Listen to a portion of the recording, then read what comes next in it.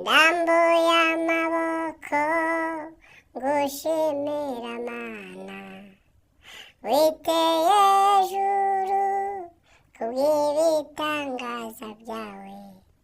yo mana yanjye ndanezerewe zibera mu nzu yawe mpore nguhimbaza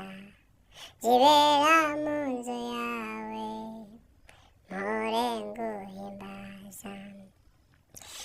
haleluya ndambuye amaboko gushimira mana witeye ejuru kubw'ibitangaza byawe yo mana yanjye